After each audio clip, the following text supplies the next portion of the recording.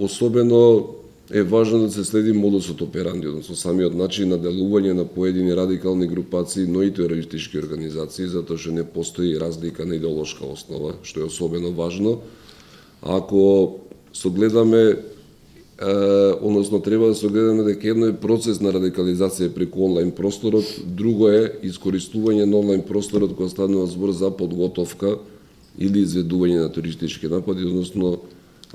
противуставно делување и делување против демократското уредување во една држава.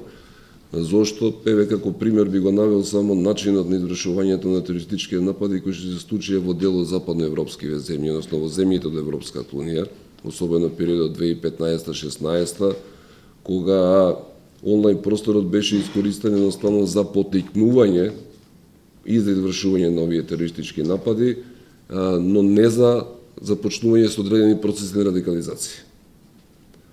Внимание треба да се посвети на овој процес на радикализација, меѓутоа во исто време безбедносно-полициските служби исто така внимание треба да посветуваат, нормално што спомна координаторот, преку самата детекција на дел од овие пројавени активности во онлайн просторот и на тие почетни процеси на радикализација кои што започнуваат преку онлайн социјалните мрежи, меѓутоа и оние директни физички контакти кои што дел од потенцијалните нови радикали или екстремисти ги реализираат понатаму преку физичко присуство во поотделни, би ги нарекол паралелни верски објекти во државата, затоа што функционираат надвор од официјалните верски институции.